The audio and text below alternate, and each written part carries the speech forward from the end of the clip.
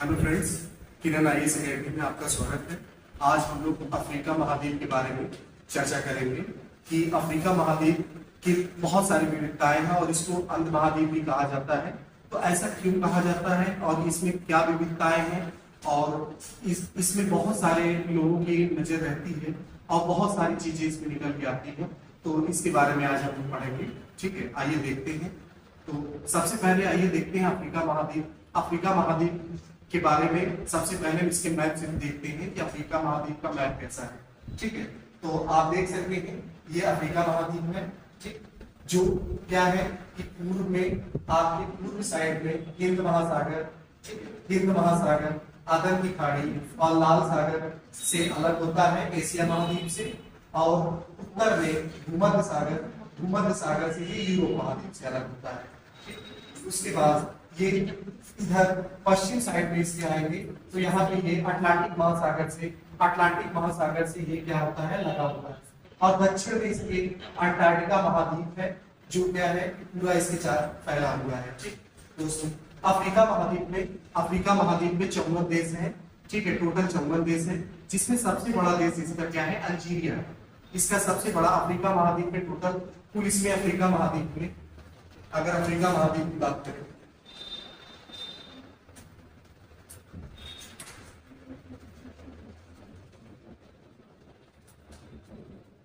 Africa महाद्वीप की अगर बात करें हम तो इसमें कुल 54 देश आते हैं। ठीक, और इसका सबसे बड़ा देश है, इसमें सबसे बड़ा देश है जो क्षेत्रफल की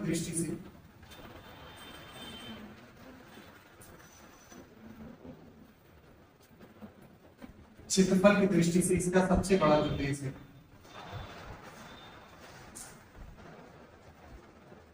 वो अल्जीरिया।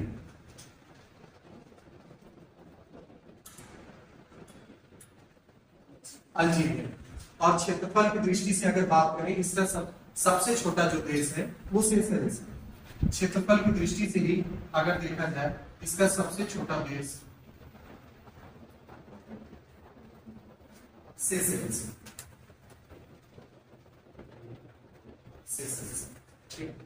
और अफ्रीका महाद्वीप से ही होकर, ठीक है, जो मानव निर्मित काल्पनिक रेखाएं हैं, ठीक है, जो पृथ्वी पे काल्पनिक रेखाएं खींची गई हैं, तीनों काल्पनिक रेखाएं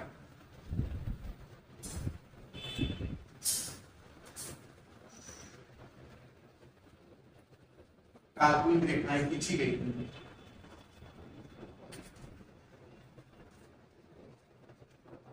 विषुवत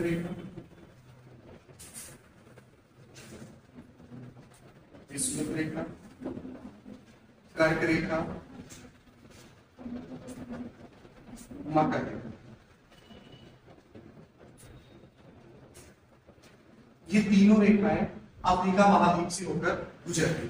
ठीक है, ये तीनों रेखाएं अफ्रीका महाद्वीप से होकर गुजरती हैं। ठीक, जिसमें से कि विषुवत रेखा क्या है, अफ्रीका महाद्वीप के मध्य से होकर गुजरती है। अफ्रीका महाद्वीप के मध्य से होकर विषुवत रेखा ये गुजरती है। अफ्रीका महाद्वीप के मध्य से होकर ये विषुवत रेखा आपकी गुजरती है। और जो कर्क रेखा है इसके उत्तरी भाग से होते हुए इसके उत्तरी 23.5 डिग्री से देखेंगे, ये अगर देखेंगे तो जो कर्क रेखा रहती है वो 23.5 डिग्री नार्थ रहती है। ये कर्क रेखा रहती है। और 0 डिग्री जो आपकी 0 डिग्री होती है ये आपकी विषुवत रेखा होती है।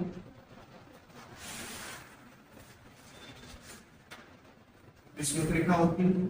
और 23.5 डिग्री साउथ आपकी मकर रेखा होती है। ये तीनों रेखाएं आपके अफ्रीका महाद्वीप से होकर गुजरती है। ये तीनों रेखाएं आपकी अफ्रीका महाद्वीप से होकर गुजरती है, जो कि देख लीजिए आप मैप में भी देख सकते हैं। 23.5 डिग्री नॉर्थ यहाँ कर्क रेखा, इससे एशिया महाद्वीप से होते हुए ये यहाँ से सऊदी अरब के बाद लाल सागर से होते हुए मिस्र में प्रवेश कर रही है। मिस्र से होते हुए ये लीबिया, अल्जीरिया, ठीक है, और इससे तमाम देशों से होते हुए इधर अटलांटिक महासागर से होते हुए उत्तरी अमेरिका में चली जाती है, ठीक है। ये आपकी क्या है, कर्क रेखा है, जो 23.5 डिग्री उत्तर में होती है, जो 23.5 डिग्री क्या होती है, उत्तर में होती है, ठीक है। और दूसरा इसका है विषुवत रेखा, जो ये तीनों रेखाएं जो है, ये तीनों रेखाएं इस महाद्वीप से, ये एक लौता महाद्वीप ऐसा है जिससे तीनों तीनों काल्पनिक रेखाएं होकर गुजरती है, ठीक है। उसके बाद बात करेंगे हम विषुवत रेखा। विषुवत रेखा को देखेंगे तो ये 0 डिग्री होता है, इसको 0 डिग्री कहते हैं, भूमध्य रेखा भी कहते हैं, ठीक है, इक्वेटर भी कहते हैं ये। और ये क्या होता है, 0 डिग्री आपका, ये भी यहां से होते हुए, एशिया महाद्वीप से होते हुए, ये यहां से होते हुए अफ्रीका महाद्वीप में इंटर करती है, और अफ्रीका महाद्वीप में ये सोमालिया, केनिया, ठीक है, और तमाम देशों से कांगो, इन सारे तमाम देशों से होते हुए निकल जाती है, ठीक है। और इसमें एक चीज ये है कि जो ये विक्टोरिया जलप्रपात है, विक्टोरिया जो झील है, विक्टोरिया जो झील है, जो 4 देशों Uganda, Rwanda, Burundi, Tanzania, Kenya, ये चारों देश से जो सीमा बनाती है 5 देशों से, तो ये 5 देश के मध्य में स्थित ये विक्टोरिया जो झील है, ये विक्टोरिया झील से होकर विषुवत रेखा गुजरती है, विक्टोरिया झील से होकर विषुवत रेखा होकर गुजरती है, विक्टोरिया झील से विषुवत रेखा गुजरती है। और विषुवत रेखा को जैसे देखा जाए तो कर्क रेखा को माही नदी जो कि एशिया में ये नदी पड़ती है, और भारत देश में, एशिया के भारत देश में पड़ती है माही नदी, ठीक है, जो कि कर्क रेखा को 2 बार काटती है, कर्क रेखा को ये 2 बार काटती है, ठीक है, माही नदी कर्क रेखा को 2 बार काटती है। ऐसे ही विषुवत रेखा को कांगो नदी 2 बार काटती है, और कांगो नदी आपका देखेंगे, कांगो नदी यहाँ पे, ठीक है, कांगो नदी यहाँ पे कांगो गणराज्य में पड़ता है, ठीक है, कांगो नदी इसको 2 बार काटती है, कांगो नदी विषुवत रेखा को 2 बार काटती है, ठीक। ऐसे ही अब इसकी बात कर लेते हैं मकर रेखा की। अगर मकर रेखा की बात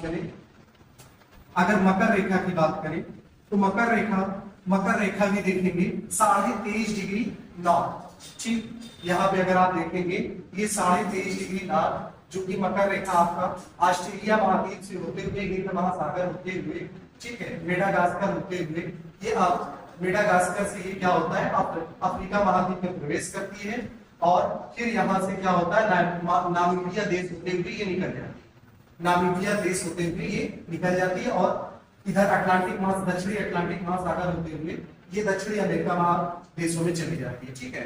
और अगर यहाँ पे इसकी बात करें तो इसको भी, मकर रेखा को भी अगर देखा जाए तो मकर रेखा को एक लिम्पोपो नदी मकर रेखा को 2 बार काटती है, ठीक।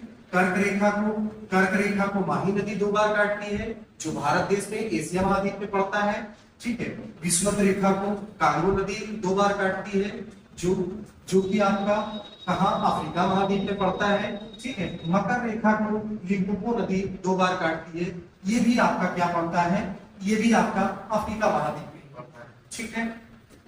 इतनी बात समझ में आ गई आप लोगों को, ठीक है। आगे चलते हैं इसके बारे में, इसमें हम नोट नहीं करना है, बस वैसे सुनते हैं, आगे इसमें सुनते हैं, ठीक है। मिस्र देश को एशिया और अफ्रीका का जंक्शन कहा जाता है दोस्तों, ठीक है। मिस्र देश को एशिया और अफ्रीका का जंक्शन कहा जाता है। अगर मिस्र देश की भौगोलिक स्थिति को हम लोग देखें तो मिस्र देश, ठीक है, मिस्र देश का काफी पार्ट आपको मिल जाएगा अफ्रीका महाद्वीप में, और कुछ पार्ट आपको एशिया महाद्वीप में मिल जाएगा, ठीक है, कुछ पार्ट इसका एशिया महाद्वीप में मिल जाएगा।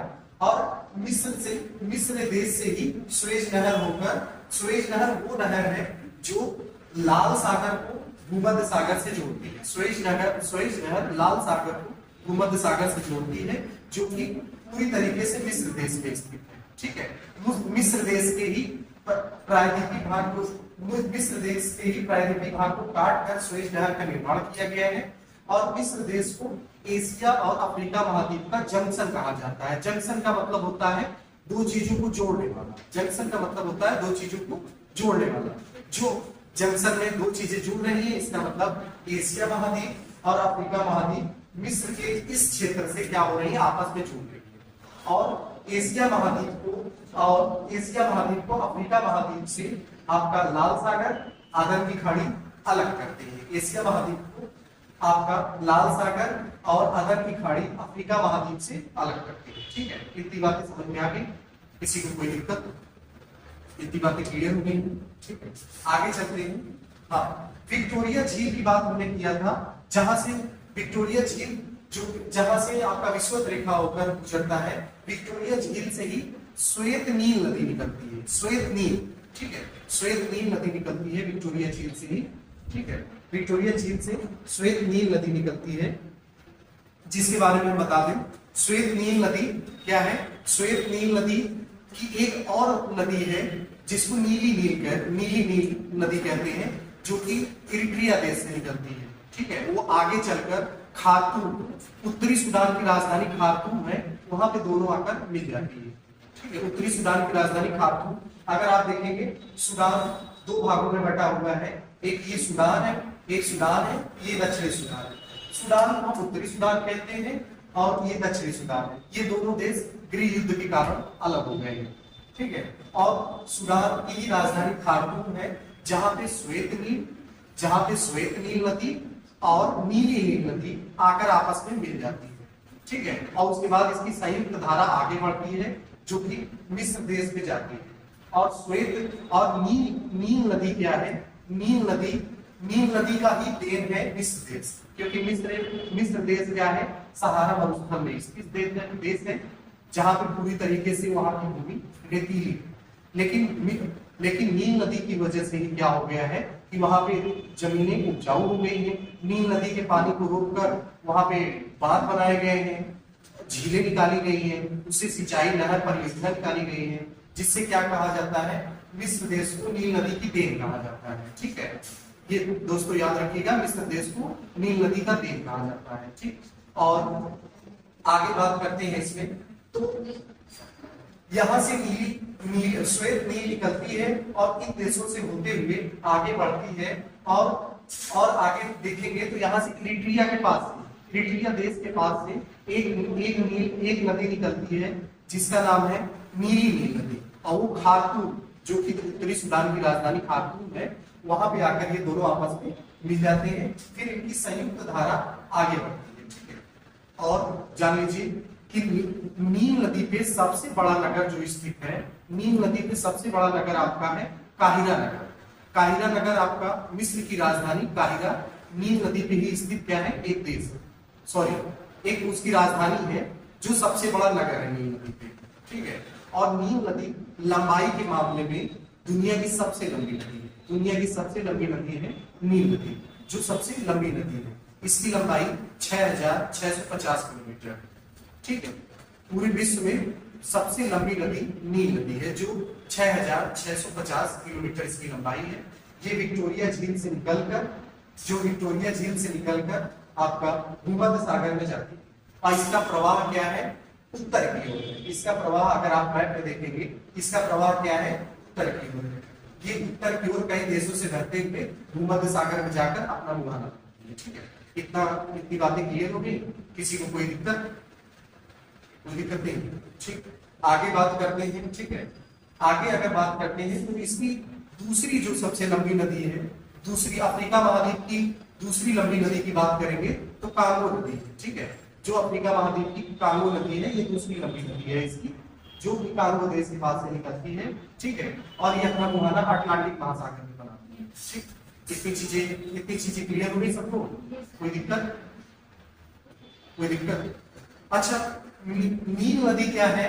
विश्व की सबसे लंबी नदी है। ऐसे ही अगर देखा जाए तो सबसे ज्यादा चौड़ाई के मामले में, या ऐसे कहते हैं प्रवाह के मामले में, या क्षेत्र के मामले में, जिसका अपवाह क्षेत्र बहुत ज्यादा है, वो नंबर 1 पे आती है अमेजन रिवर। जो अमेजन रिवर जो है, जो आपकी क्या है? ब्राजील। ठीक है, ब्राजील जैसे देशों में, दक्षिणी अमेरिका महाद्वीप में है ब्राजील देश है, जिसका 60% क्षेत्र ब्राजील देश में फैला है। और इसी के आसपास क्या है, अमेजन का जंगल है। अमेजन नदी की वजह से यहाँ पे अमेजन का जंगल है, ठीक है, जो कि क्या है, काफी हरा भरा है, ठीक, फैला हुआ है। और आते हैं लौटकर अफ्रीका महाद्वीप में। अफ्रीका महाद्वीप को अगर देखा जाए तो पहले इसको अंध महाद्वीप कहा जाता था, ठीक है। 20वीं शताब्दी तक इसको अंध महाद्वीप कहा जाता था। ऐसा इसलिए कहा जाता था क्योंकि 20वीं शताब्दी तक अफ्रीका महाद्वीप के बारे में लोगों को बहुत ज्यादा जानकारी नहीं थी, ठीक। ये विविधताओं से भरा हुआ देश है, इसके बारे में बहुत सारे लोगों को जानकारी नहीं थी। लेकिन जैसे जैसे समय बीता, 20वीं शताब्दी अपने समाप्ति के कगार पे थी और 21वीं शताब्दी शुरू होने वाली थी, तो लोगों ने इसमें इंटरेस्ट लेना शुरू किया और लोगों ने इसके बारे में जाना, और आज भी इसके बारे में नए नए खोज होते जा रहे हैं। अब लोग इसको भविष्य का महाद्वीप कहते हैं, भविष्य का महाद्वीप, क्योंकि भविष्य में क्या है कि यहाँ पे बहुत सारी ऐसी चीजें हैं, संसाधन है, खनिज संसाधन है, और बहुत सारी विविधताओं से भरा ये देश है, जहाँ पे बहुत सारी चीजें पाई जा सकती है या मिल रही है, जिसमें बहुत सारे देश के लोग इसमें इन्वॉल्व हैं, जो यहाँ से बहुत सारे खनिज संसाधन निकाल रहे हैं और यहाँ के देशों में और अपने देशों में इसका क्या कर रहे हैं, इस्तेमाल कर रहे हैं, ठीक है। तो आगे देखते हैं, आगे अगर हम बात करते हैं, इसमें अफ्रीका महाद्वीप के बहुत सारे ऐसे देश हैं जो क्या है कि बहुत गरीब देश हैं, जिनके पास संसाधन तो है, लेकिन क्या है कि वो उसका क्या कर सकते हैं, उसको निकाल नहीं सकते, उनके पास टेक्नोलॉजी का अभाव है, ठीक है, उनके पास और भी बहुत सारी चीजें हैं जिनका अभाव है। वो दूसरे देशों को, जो उनके मित्र देश हैं, उन मित्र देशों को ऑफर देते हैं, बुलाते हैं अपने यहाँ और कहते हैं कि आप आइए, हमारे यहाँ जो संसाधन मौजूद है उन संसाधनों को आप निकालिए और उसमें क्या कर लेते हैं, हम आपसे पार्टनरशिप कर लेते हैं, ठीक है, आप भी उसका इस्तेमाल करिए, हमें भी उसका प्रॉफिट दीजिए। ऐसे क्या हो रहा है कि यहाँ पे विभिन्न जो देश है वहां से चीजें निकाली जा रही हैं, उन देशों को भी लाभ पहुंचाया जा रहा है जहां पे अफ्रीका के जो देश वो सारी चीजें निकाली जा रही हैं, और फिर वो दूसरे देश जो निकाल रहे हैं उन देशों को भी वहां से फायदा हो रहा है, ठीक है। आगे बात करते हैं इसके बारे में। तो अगर देखा जाए तो हमने अक्षांश, ये तीनों अक्षांश रेखाओं की बात हमने कर ली है, विषुवत रेखा, कर्क रेखा, मकर रेखा की। अब अगर आप देखेंगे तो देशांतर रेखा की बात करते हैं। देशांतर रेखा की बात करें तो 0 डिग्री देशांतर रेखा जो है, ठीक है, 0 डिग्री जो देशांतर रेखा है, ये अफ्रीका महाद्वीप के घाना देश की राजधानी अक्रा से होकर गुजरती है। 0 डिग्री जो प्रधान मध्याह्न रेखा है, 0 डिग्री लाइन, ये 0 डिग्री, ठीक है, देशांतर रेखा। अगर इसको आप देख रहे हैं मैप में, ये देखिए, ये यहाँ से होते हुए यूरोप महाद्वीप से होते हुए अफ्रीका महाद्वीप से होते हुए ये घाना देश की राजधानी अक्रा से ये होकर गुजरती है, ठीक है। अक्रा से ये 0 डिग्री है, ये देशांतर रेखा, 0 डिग्री देशांतर रेखा। और देशांतर रेखा के बारे में हम आपको बता दें, देशांतर रेखा के इस वाले भाग को पूर्वी देशांतर और देशांतर रेखा के इस वाले भाग को पश्चिमी देशांतर कहते हैं। देशांतर रेखा की अगर बात करें, यहाँ 0 डिग्री, जहां से क्या होता है कि समय का निर्धारण होता है, इसीलिए इसको प्रधान मध्याह्न रेखा कहते हैं। यही से क्या होता है कि समस्त पूरे विश्व में जो टाइम जोन बना हुआ है, यही प्रधान मध्याह्न रेखा से ही बना हुआ है, 0 डिग्री से। यही से क्या होता है कि समय का निर्धारण किया जाता है, और इसके इस साइड को पूर्वी देशांतर और इसके इस साइड को पश्चिमी देशांतर मान लिया जाता है। और अगर हम इसमें आगे बात करें तो अगर देखा जाए 0 डिग्री जो अक्षांश रेखा होती है और 0 डिग्री जो देशांतर रेखा है, और दोनों आकर यहाँ पे अफ्रीका महाद्वीप को क्रॉस करते हुए अगर आप देखेंगे यहाँ पे मैप में, तो ये यहाँ पे दक्षिणी अटलांटिक महासागर में आपस में मिल जाते हैं। दक्षिणी अटलांटिक महासागर में आपस में मिल जाते हैं, जो कि जहां से क्या होता है कि इसके 0 डिग्री अक्षांश रेखा के उत्तरी भाग को उत्तरी गोलार्ध कहते हैं, 0 डिग्री अक्षांश रेखा के नीचे वाले भाग को दक्षिणी गोलार्ध कहते हैं। और इसके 0 डिग्री के इधर 0 डिग्री देशांतर रेखा के इस वाले पार्ट को पूर्वी देशांतर कहते हैं, और 0 डिग्री के इधर वाले पार्ट को हम देशांतर रेखा के इधर वाले पार्ट को, ठीक है, पश्चिमी देशांतर कहते हैं, जहां से क्या होता है कि समय का निर्धारण होता है, ठीक है, और समय में अंतर पता लगने लगता है हमें, ठीक। ये भी क्या है, अफ्रीका महाद्वीप के पास में ही दक्षिणी अटलांटिक महासागर में स्थित है ये रेखा, ठीक है। आई थिंक इतना चीजें आप लोग को समझ में आ गई होंगी, ठीक है। एक बार फिर से हम रिवीजन कर देते हैं ये सारी चीजों को। हम अफ्रीका महाद्वीप के बारे में पढ़ रहे हैं। तो अफ्रीका महाद्वीप की अगर भौगोलिक स्थिति देखा जाए तो अफ्रीका महाद्वीप क्या है कि चारों तरफ से देखिए समुद्र से घिरा हुआ है। अगर बात करें इसके पूरब में इसकी अगर बात करते हैं हम तो हिंद महासागर है, ठीक है, अरब सागर है, ठीक है, अदल की खाड़ी है, ठीक है, लाल सागर है, जो इसको पूरी तरीके से एशिया महाद्वीप से अलग करता है। ठीक, फिर इसके पश्चिमी भाग की बात करते हैं। पश्चिमी भाग में अगर आप देख पा रहे हैं तो पश्चिमी भाग में इसके उत्तर में उत्तरी अटलांटिक महासागर है, दक्षिण में दक्षिणी अटलांटिक महासागर, ठीक है, जो इसको क्या कर रहा है कि उत्तर में उत्तरी अटलांटिक महासागर उत्तरी अमेरिका महाद्वीप से अलग कर रहा है इसको, दक्षिण में दक्षिणी अटलांटिक महासागर इसको दक्षिण अमेरिका से अलग कर रहा है। ठीक है दोस्तों, आगे चलते हैं। अगर इसके उत्तर में हम बात करते हैं, उत्तर में देखेंगे भूमध्य सागर है। भूमध्य सागर क्या कर रहा है, भूमध्य सागर यूरोप महाद्वीप को अफ्रीका महाद्वीप से अलग करने का काम कर रहा है। इसी तरीके से अगर इसके दक्षिणी भाग में हम देखें तो दक्षिणी महासागर आता है। दक्षिणी महासागर क्या है, तो दक्षिणी महासागर अफ्रीका महाद्वीप को अंटार्कटिका महाद्वीप से क्या कर रहा है, अलग करने का काम कर रहा है। ठीक है, इसी तरीके से और आगे चलते हैं तो यहाँ पे अगर आप देख रहे होंगे तो मिस्र देश है। मिस्र देश क्या है, इसका मैक्सिमम पार्ट आप देख रहे हैं अफ्रीका महाद्वीप में और छोटा सा पार्ट इसका प्रायद्वीपीय भाग इसका है जो कि एशिया महाद्वीप में पड़ता है। इसीलिए मिस्र देश को क्या कहते हैं, एशिया और अफ्रीका महाद्वीप का जंक्शन कहते हैं। जंक्शन का मतलब होता है कि दो महाद्वीपों को जोड़ना या दो चीजों को जोड़ना। ठीक है, ये जोड़ने का काम करता है। ठीक है, और उस समय और क्या है, पहले क्या होता था, पहले जब समुद्री मार्ग से व्यापार होता था तो उत्तरी अमेरिका दक्षिणी अमेरिका और जो इधर यूरोप महाद्वीप से आपको इस साइड से घूम के आना पड़ता था व्यापार करने के लिए एशिया महाद्वीप। लेकिन फिर कुछ समय के बाद 1869 के बाद सुएज नहर का निर्माण हो गया। सुएज नहर का निर्माण हुआ है, उस सुएज नहर का निर्माण मिस्र की धरती को ही काट कर ठीक है, लाल सागर और भूमध्य सागर के जल को मिला दिया गया है। ठीक है, लाल सागर और भूमध्य सागर के जल को मिलाकर सुएज नहर का निर्माण किया गया है, जिससे क्या होता है कि अब उत्तरी अमेरिका से जो भी व्यापार करना है या यूरोप महाद्वीप से जो भी व्यापार करना है एशिया महाद्वीप के, वो सारी जहाजें जिब्राल्टर जल संधि से होते हुए, अभी हम आपको जिब्राल्टर जल संधि के बारे में भी बताएंगे। जिब्राल्टर जल संधि से होते हुए वो आपका भूमध्य सागर में जहाजें प्रवेश करती हैं पानी की, और फिर आपका सुएज नहर से होते हुए लाल सागर अदल की खाड़ी होते हुए आपका अरब सागर में आ जाती है और एशिया के विभिन्न देशों में जाकर वो व्यापार करती है। ऐसे एशिया महाद्वीप के जितने भी देश हैं उनको अगर यूरोप महाद्वीप या उत्तरी अमेरिका महाद्वीप से व्यापार करना होता है, वो लोग भी इसी मार्ग का इस्तेमाल करती है। ये मार्ग क्या है, बहुत सुगम मार्ग है और इससे क्या होता है कि आने जाने का यात्रा का समय बचता है और ईंधन भी बचता है। इससे क्या होता है कि जो लागत रहता है वो कम पड़ जाता है और चीजें क्या होती है, कम समय में जल्दी पहुंच जाती है। ठीक है, अब हमने बताया कि यहाँ पे है। ऐसे ही अगर बात करें तो यहाँ पे स्पेन और मोरक्को देश आप देख पा रहे हैं। स्पेन जो कि यूरोप महाद्वीप का एक देश है और यूरोप महाद्वीप में अगर बात करें इसके बारे में थोड़ा सा, तो यूरोप ये क्षेत्रफल की दृष्टि से यूरोप का चौथा सबसे बड़ा देश है स्पेन। ठीक है, इसकी राजधानी मैड्रिड है। ऐसे यहाँ पे अगर अफ्रीका महाद्वीप की बात करें, मोरक्को एक देश है, इसकी राजधानी रबात है। ठीक है, स्पेन और मोरक्को के बीच में एक जल संधि है, जिब्राल्टर जल संधि, और जिब्राल्टर जल संधि के माध्यम से ही क्या होता है कि उत्तरी अटलांटिक महासागर और भूमध्य सागर को जोड़ा गया है, जिससे क्या होता है कि आने जाने के लिए व्यापार का मार्ग सुगम हो पाया है। और इस जिब्राल्टर जल संधि को भूमध्य सागर की कुंजी कहा जाता है।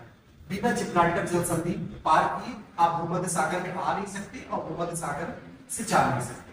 ठीक है,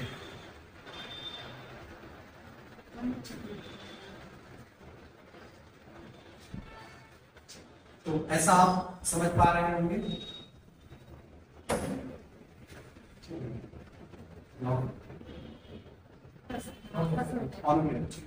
इतनी सारी बातें हमें लग रहा है कि हमें जहां तक लग रहा है कि आप लोग को इतनी सारी बातें समझ में आ गई होंगी। अभी और भी इसमें एक पॉइंट है, इसलिए सबसे पहले हम आपको इसीलिए इसके चारों तरफ से अवगत करा देना चाहते हैं कि आप इसके बारे में पहले जानते रहिए। एक रोड मैप तैयार कर दे रहे हैं जिसको कहते हैं सारांश हम इसका बता दे रहे हैं इसमें क्या क्या चीजें हैं, ठीक है। और इसमें अगर और आगे बढ़ते हैं तो जैसे जिब्राल्टर जल संधि के बारे में बात कर रहे थे अभी।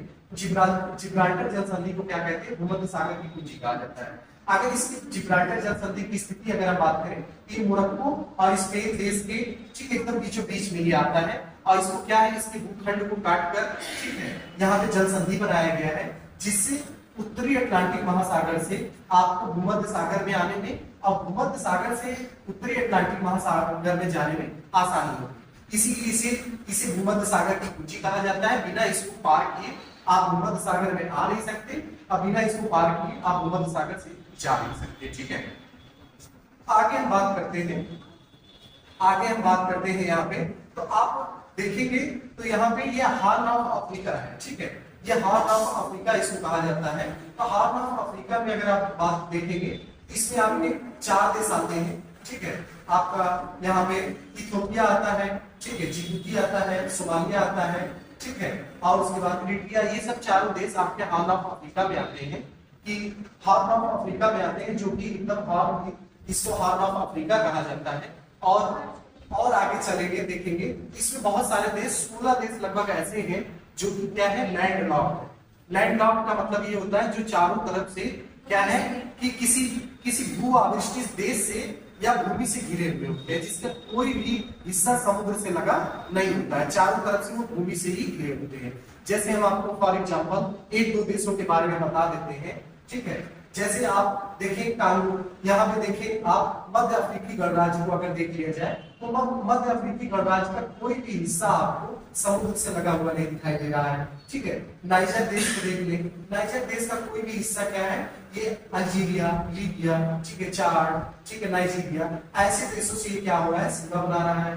ये भी क्या है, वो आविष्टित देश है, जो क्या हो रहा है, पूरी तरीके से चारों तरफ से भूमि से लॉक्ड है पूरी तरीके से। और देखा जाए हम यहाँ पे, तो अगर हम देखें तो दक्षिणी सूडान भी हमारा जो देश है, ये भी चारों तरफ से क्या हो रहा है, भूमि से लगा हुआ है, ठीक है। इसकी कोई भी सीमा, किसी भी तरफ से कोई सीमा समुद्र से, ठीक है, समुद्र से सीमा नहीं बना रही है, ठीक है।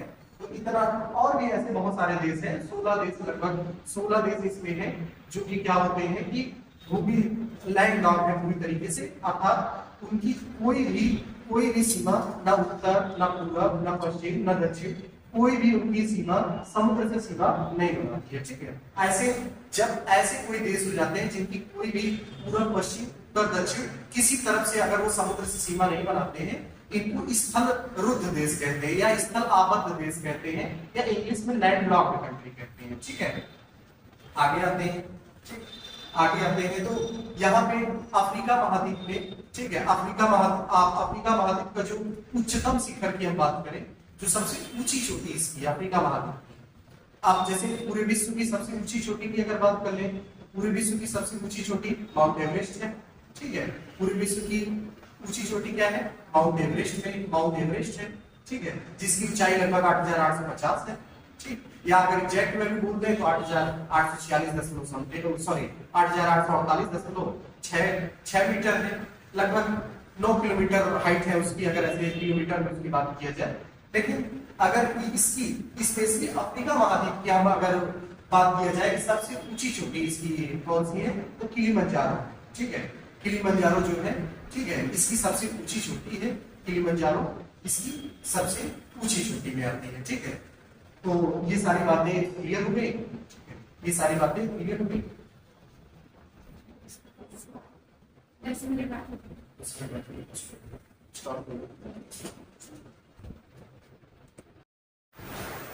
ठीक है, ओके दोस्तों, हमें लग रहा है कि आपको ये टॉपिक समझ में आ गया होगा।